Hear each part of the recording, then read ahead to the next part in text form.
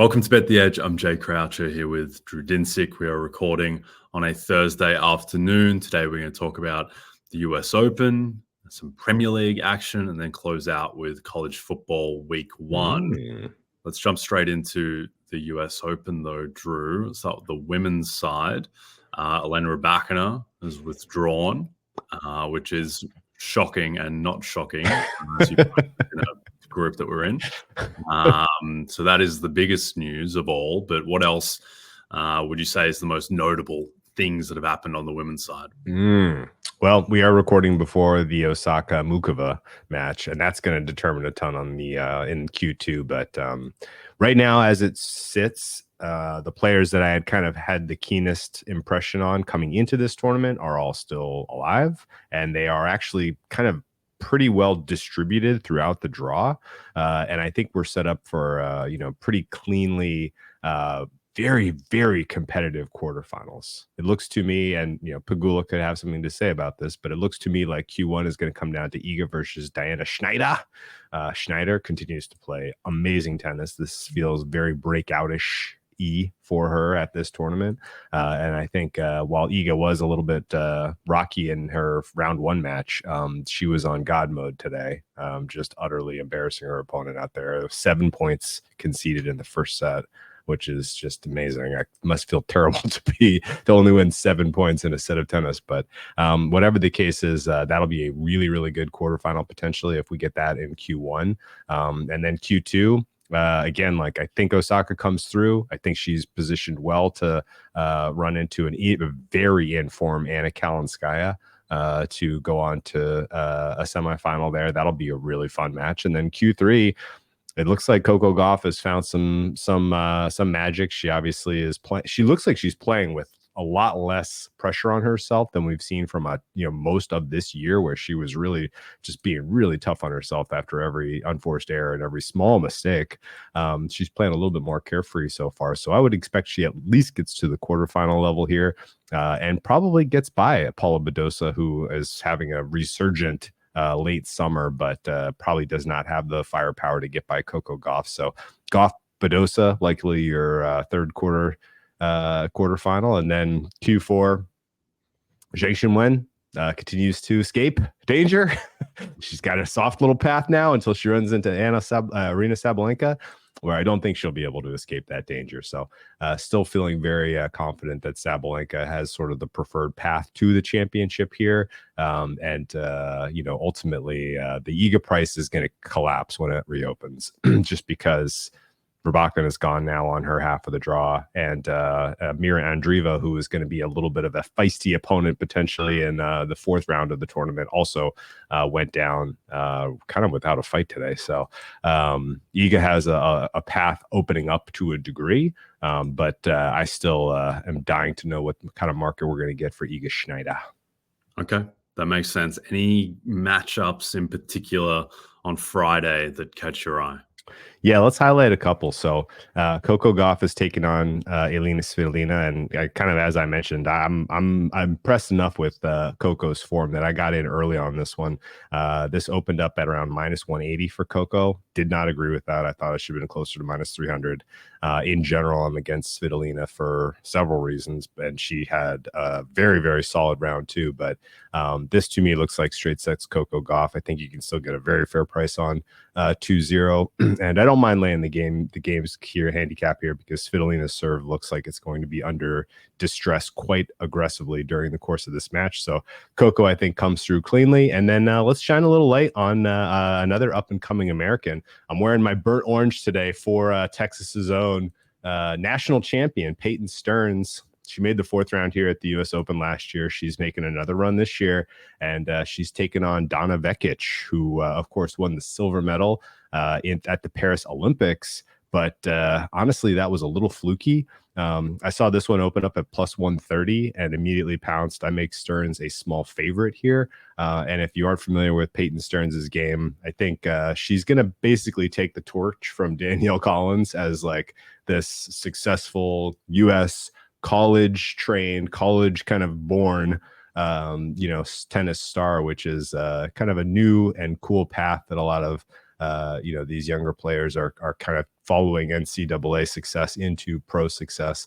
And I would really like to see Peyton Stearns continue to emerge. And just again, the fact that she had some success here last year makes her an intriguing dog against Donna Vekic, who, I'm happy has found some positives this year when it looked like her career was kind of setting sun. But I don't think she should be favored over Stearns. Okay. Well, first of all, burnt orange is a top 3 underrated color, maybe even top 2. Secondly, Donna Vekic cost me a lot of money in London. That's on the grass of Wimbledon in the semi-final when she absolutely melted against Paolini. Yeah. The first time I've ever seen someone burst into tears before they've even lost the match. It's like headed for a tiebreak. Like, how are you crying right now? To be fair, she did that like a week after Cristiano Ronaldo cried after missing a penalty again before losing the match, and ended up going on to win the match, but that's okay. So on Stearns, what's her kind of long-term upside within the tournament? Does she have the capability to make a serious run beyond this? I wouldn't doubt it. She's in a pretty soft section of the draw. I guess feeling for her is probably quarterfinals, though. I don't think she's got a top 10 win. I don't think she can beat a top 10 player, at least to the women who are in her path here at this tournament. Although, it again, like as these younger players kind of get routine at these specific tournaments, taking a step forward from a round 4 to a quarterfinal is not unexpected. If Zheng Xinwen is, if she stumbles, she could very well lose to Julia Newmeyer based on the quality of play we saw against Andreeva, at which point then the door is wide open for Stearns to walk through to the quarterfinal. But right now I only have her at about a 7% chance to get to the semifinal, which is to say that even if things do go well, the fact that Sabalenka is standing in her way of a semifinal is enough for me to say that job well done would be quarterfinal appearance. Okay. All right. Let's jump to the men's side. Couple of marquee matchups. Francis Tiafoe, plus 115 dog against Ben Shelton, and then Alexei Popyrin, who you flagged before the tournament. He's plus 525 as a dog on the money line against Novak, who is minus 900. Are either of the dogs live here, Drew? Okay. So after we talked on Tuesday and you pointed out that, hey, are there any long shots? And I very, very rarely play a long shot at men's slam tennis because they tend to die horrible deaths, and it is extremely difficult to extract value from them later in the tournament when they run up against the elite. And the big delta that I had from my numbers to market was Grigor Dimitrov. I ended up getting a pretty decent stake bet on Dimitrov at 132, which again is not even close to my fare, which is under 40. So I'm Team Dimitrov now on the men's side. I'm rooting for chaos here, and Alexei Popyrin is kind of the exact guy that could deliver that. Popyrin had a run at the Canadian Masters, which took place in Montreal this year, that felt improbable. He's the kind of a little bit of a journeyman, kind of resume, never really broken through at a Masters 1000 level. But the quality we saw from him was pretty outstanding. And he got to the finals. He took on an in-form Andrei Rublev, and he beat him. Honestly, this is kind of has Musetti vibes of like Djokovic running into kind of a good informed player on a surface that suits his skill set. Not a great matchup for Djokovic in general. And Djokovic has skated now through 2 rounds, didn't even have to get to win the 3rd set against his countryman Laszlo Giri last night. And I would look at that as the potential match that could swing things in favor of Dimitrov, either if Popyrin can pull off the impossible and get the win, or just keep it competitive and do a little bit of damage to Djokovic, then that could really, really help swing things in Dimitrov's favor. So play it how you like. you want some Dimitrov outright, that's a fun way to try to prey on this being a competitive match and Djokovic taking a little damage. Or if you want to bet into that one, I don't mind at all getting involved with the spread price on Popyrin there. The market makes Djokovic, actually market open Djokovic at minus 1,000. That's gotten bet down to about minus 770. It sounds like a big move, but at those kind of probabilities, it's not that big of a move. But I agree with the direction of that one. My fare on this one would be 550. So I do think that this is going to be a little bit closer and more competitive match than the market is currently making it. The handicap available, I would prefer games handicap to sets handicap because Djokovic at times can, do some funny business in terms of just mailing in certain sets or certain portions of sets and concede games. Whereas, I don't know that if Popyrin doesn't secure an early set in this one, if he would make the set handicap. So much prefer plus 6.5 games for Popyrin to the sets bet, but I haven't gotten involved yet. And part of the reason is I'm holding some Dimitrov now. Just for the record, if Dimitrov has to do it himself against Djokovic, it's probably not happening. His head-to-head record against Nole is not good. I think he's 1-12 in 13 career head-to-head matches, and now most of those were actually long ago when Djokovic was was a more formidable foe. But even in recent matchups, it hasn't necessarily fared well for Mr. Grigor. So that's all right. Would like Djokovic to concede some damage here. Yeah, that's okay. Sometimes you don't need to take out the big bad man all by yourself. Sometimes you can have the Minnesota Timberwolves get rid of Nikola Jokic for you. Thank you. Face him. So that can be done. Before we move off of tennis, any concerns about Yannick Sinner and how he looked? On a set and a break before really turning on the gas. Yeah, I mean, there were going to be some questions about how he would handle being a little bit of the villain here, and I think he's handling it fine. The quality of play that you saw when he just kind of snapped into it mentally has been unbelievable. So, no warning signs yet for Sinner, and I guess if anything, I think my opinion was Q1 was going to be a little bit challenging, a little tough for him. I was a little worried about how he was going to match up against a guy who, in Mickelson today, who was going to have a ton of crowd support as he was kind of born and raised at the Billie Jean King Tennis Center. But he handled it perfectly fine, and he was excellent, particularly in sets 2 and 3. And Q1 all of a sudden now looks a lot softer. So I think he is pretty cleanly going to coast to a semifinal head-to-head against Mr. Alcaraz. Okay. Yeah, no, that makes sense to me. All right. Draft like a champion using the Roto World Fantasy Football Draft Guide, now available exclusively through a new partnership with Matthew Berry's Fantasy Life. Get a Fantasy Life Plus subscription and receive the Roto World Draft Guide plus fantasy DFS and betting tools to help you dominate all season long. Use promo code ROTO10 for 10% off. Go to fantasylife.com/RotoWorld to learn more. All right, Premier League, Matchday 3 coming up. Some big matchups on tap. The 3 marquee ones, I would say. Arsenal-Brighton, Saturday, 7:30 a.m. Eastern. Newcastle-Tottenham, which is effectively pick 'em on the 3-way money line. That's Sunday, 8:30 a.m. Eastern. And then the biggest one of all, Man United, which is an affront and an indictment on this club that they are plus 270 moneyline favorites at home at Old Trafford against Liverpool. And Liverpool's not exactly a juggernaut right now, even if they are very good. That's the Sunday, 11 a.m. Eastern matchup. Does anything in these matches interest you, Drew? Well, I guess as a Liverpool man, I'm happy that the market was respecting us. but wow, this number was pretty shocking. I agree. Holy smokes, Liverpool is well supported. But that one is going to be a must watch. A convincing win there by Liverpool would do something for me because the 2 results that I've seen so far, and I've watched a bunch of it, were inconsistent.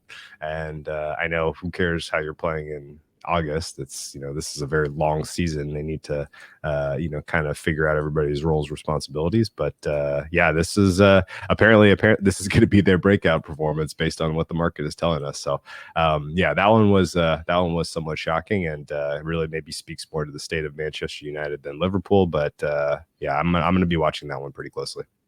Yeah, Man United, I think the decision to bring back Eric Ten Hag is going to not like an all-time bad decision, but I think just an objectively very poor decision, given that by all accounts, he was on the way out and they'd made up their minds they were going to get rid of him. And then he won the FA Cup final over Man City, and they changed the entire trajectory and outlook for the club based on one match. And also, it's not like that match is particularly kind of indicative of the way that you're going to play normally. Like, they play against Man City, that's sitting back and playing on the counter.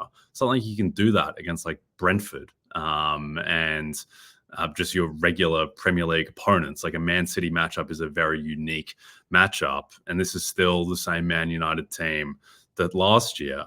And I'm not sure like your casual fan would realize this, but last year, for expected points, Manchester United, the New York Yankees of European soccer, they finished 6th last in the whole Premier League on expected points. They gave up an insane opposing shot total. They were just bad. They were a bad team, and they kind of fluked their way to a vaguely respectable point total and finished 8th.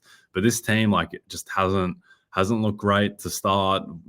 The opening day of the season, they have to pull out a win at the death after not looking particularly inspiring. They lose to Brighton in Matchday 2. And, this is closer to a mid-table team than a top 2-3 contender, I think. And Liverpool have looked, to your point, like, not amazing so far. They didn't really look amazing for much of last season and were still in the title race to the end.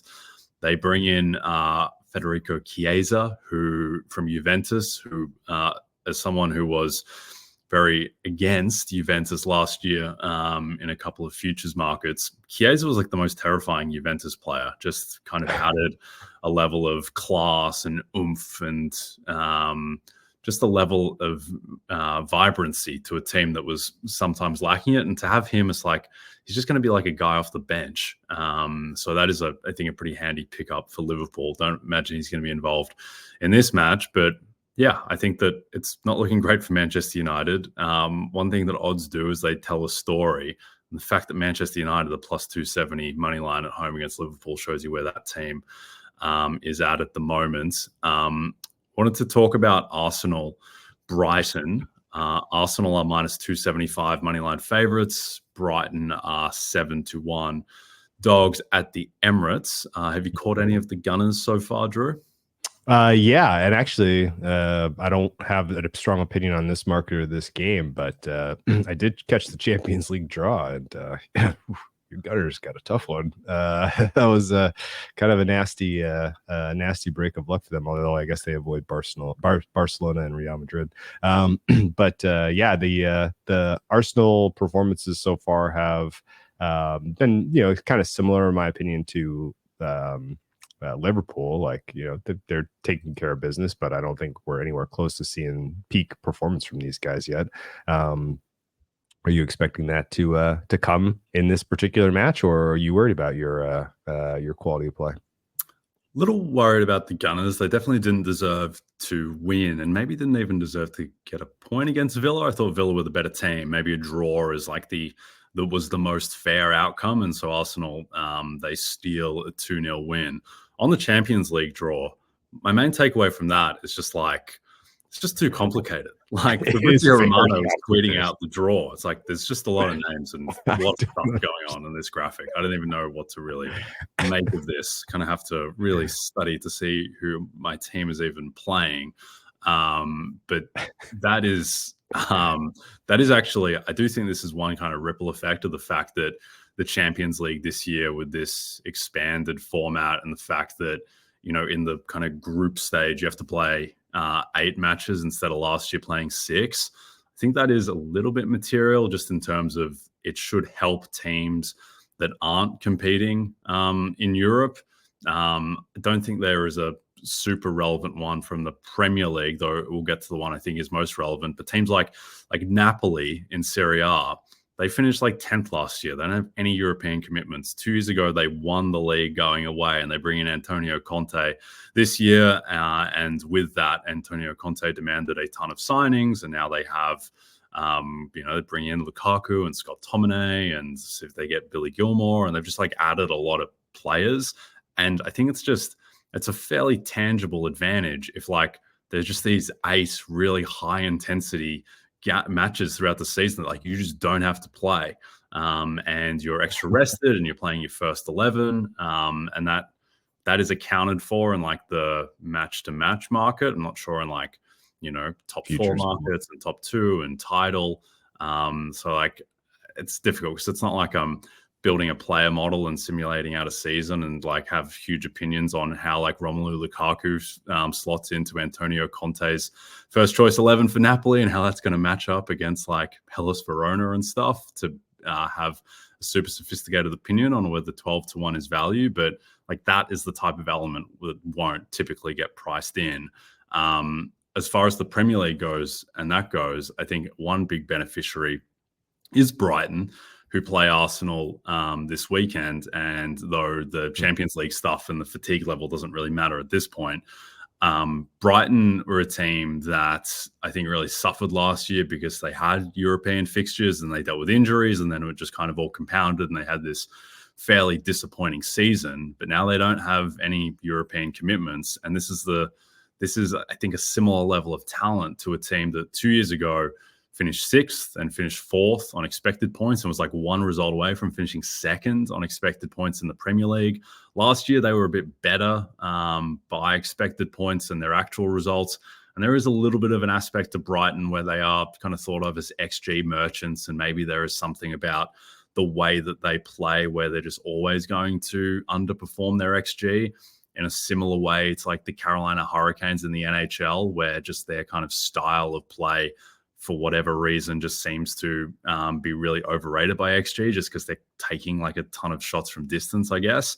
But with Brighton, I think that they've got this new manager who's 31 years old, which is pretty remarkable. The youngest manager, I'm guessing, ever in Premier League history. The fact that they don't have to deal with European fixtures, they've brought in a number of signings. I think if there was one long shot to kind of crash the top 4, there's some Brighton plus 800 around. I'd probably wait until they likely lose to Arsenal, given Arsenal minus 275 favourites, and kind of your immediate fixture is probably not baked in so much to how the pricing is going to be altered in those type of markets. So I would wait for Arsenal to probably beat Brighton, and then hopefully someone drifts Brighton out to 13-1 to make the top 4 or something, and then that would be my bet around this match. That's cool. I had Brighton tabbed before you said anything, and I'm glad to hear your explanation because they are leading in XG per shot so far in this very young season. And my team level, I don't have a player level anything, but my team level numbers as I kind of crank through, the data we've gotten so far say they are pretty clearly almost inseparable to Tottenham in sort of that third tier after you have clearly Man City, although the points penalty looming, and then Liverpool, Arsenal in that second tier, and then tied third tier for me with Brighton and Tottenham right now. Yep. No, the problem with Brighton, and I always really want to like Brighton, but the problem is I watched them play against Manchester United last week, and it's like, oh, this team that was like 4th in expected points 2 years ago, and then you actually turn the television on and watch them and watch their plays, and it's like Danny Welbeck is the starting striker. Danny Welbeck, that's not great in 2024. James Milner is starting in like central midfield for this team. James Milner was going up against like Jamie Carragher and Michael Owen back in the day. Like James Milner's like almost 40 years old. He was born in 1986 and he's starting in central midfield. Now, they've made signings, and I don't think, at least Milner, I don't think is going to be like a massive, massive part of their plans. So seems to be still functional. Young James takes care of his body and all that. But it is a little bit of a concern. And also, the other thing with XG, which I think is the biggest shortcoming, is that it doesn't factor in like offside goals. there were a couple of moments with Manchester United where like United they scored or they were inches from scoring, and then they were like, centimeters offside, and it's just like, oh well, that just doesn't exist for XG. It's like, feels like this should be accounted for somewhat. And I know that expected threat, I believe, takes that more into account, but that is one thing where, like, if you look at the XG from Brighton Man United, it looks pretty favorable for Brighton, but actually watch the match. Like, Brighton could have conceded 4 goals there pretty easily. So need to see a little bit more from them. It'd be interesting to see what they serve up at the Emirates, because Arsenal have not been very inspiring so far. They've been looking a little bit shaky defensively, which is surprising given they were incredible defensively last year. It was more the goal source that was the problem. They've been able to score so far, but yeah, a little bit concerned about Arsenal. And I think this match will be pretty instructive for how both these teams are going to look in the early part of the season. All right, before we get to college football, fantasy football season just got better this season, $1 million better. Create or join a private Yahoo Fantasy League and enter the $1 million NBC sweepstakes, plus earn extra entries to win when players on your fantasy roster score a touchdown during an opening weekend game on NBC or Peacock. Download the redesigned Yahoo Fantasy app or go to NBCsports.com/fantasymillion to learn more. As you all know by now, we've teamed up with BetMGM this season. We'll be using BetMGM lines to make all our picks, and we'll have special offers for our listeners each week. If you haven't signed up to BetMGM yet, use bonus code BETEDGE, and you'll get up to a $1,500 first bet offer on your first wager with BetMGM. Here's how it works. Download the BetMGM app and sign up using bonus code BETEDGE. Deposit at least $10 and place your first wager on any game, and you'll receive up to $1,500 in bonus bets if your first bet loses. Just make sure you use bonus code BETEDGE when you sign up.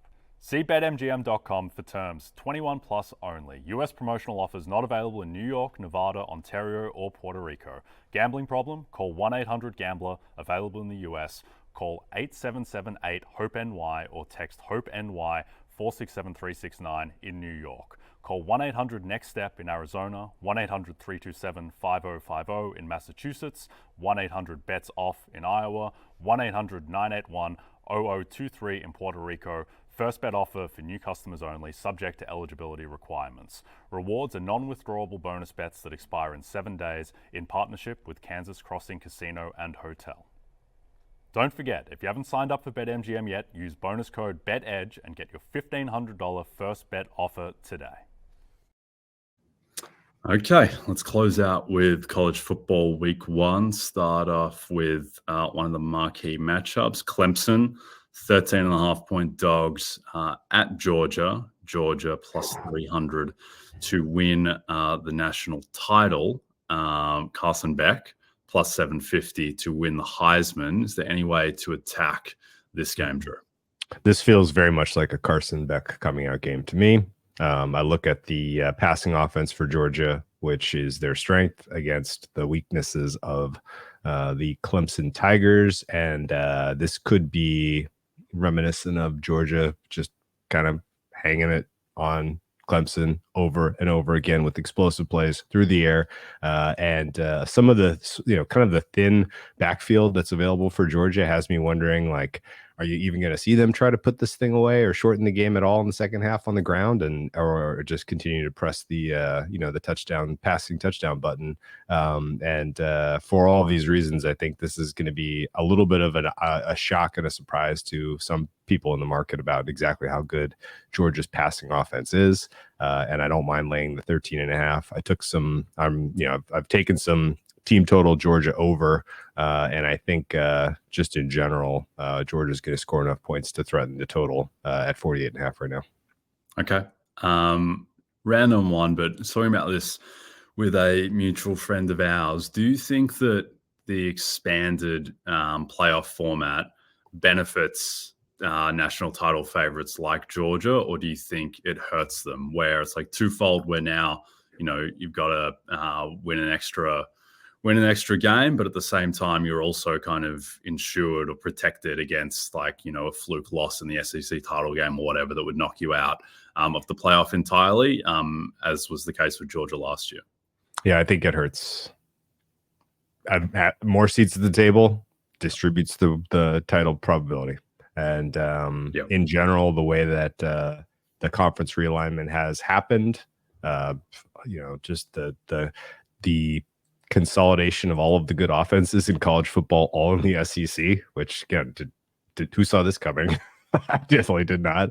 But you have elite offenses now on your schedule all year long. And there's going to be reasons to, for the committee to maybe even not necessarily give you preferential one seeding, because you could be up against a conference winner who's undefeated, and your chances in the SEC now are quite a lot lower. So it's tough for me to see that you're going to get a one seed over an undefeated conference champion from a weaker conference. I think that's one factor. And then the other is, yes, more seats at the table, one more game that you have to win. All of that, I think, makes things a little bit less likely. But that said,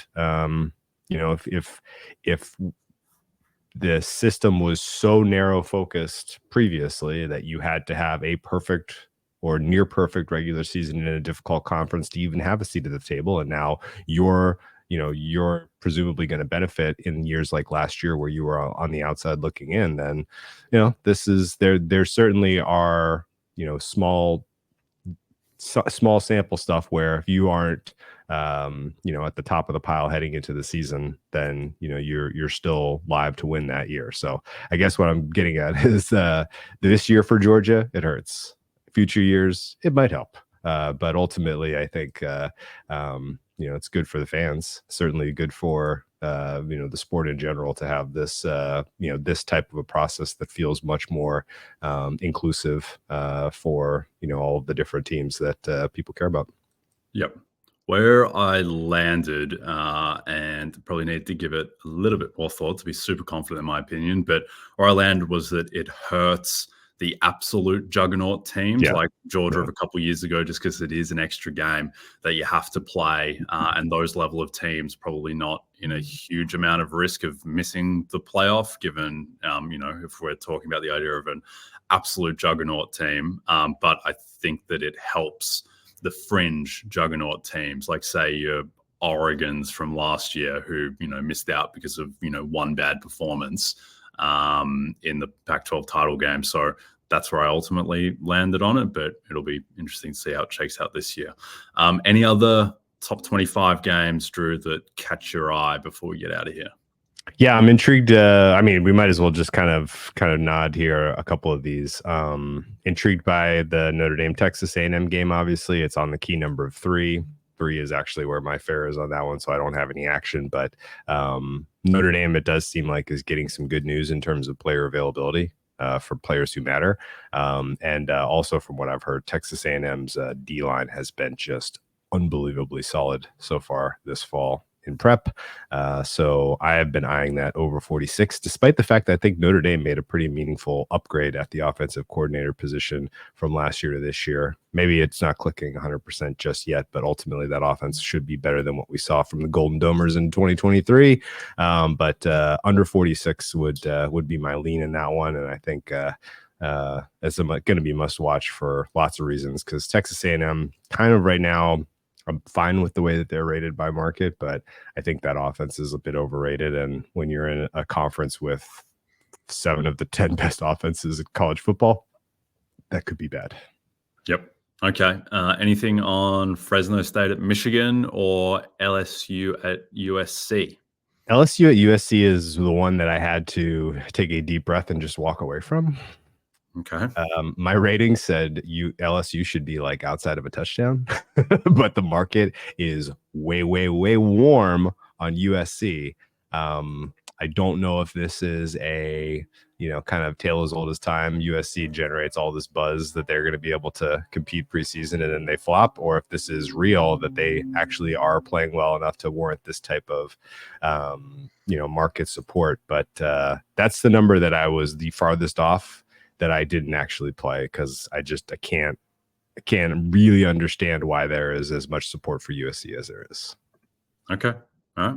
That's a good note to end on. If you want more college football, you can check out yesterday's show with Vaughn, Dalzell, Brad Thomas, and Eric Froton in this feed as they handicap these games and many more in week 1. But for now, Drew and I are done. So don't forget to check out NBCsports.com for more information to help you with your wagers. Thanks to those watching on the NBC Sports YouTube channel. If you're listening to us in podcast form, don't forget to rate and subscribe. And also a reminder, you can find all your favorite NBC Sports shows on Amazon Music. Just head to amazon.com/NBC Sports. From myself and Drew, we will see you soon.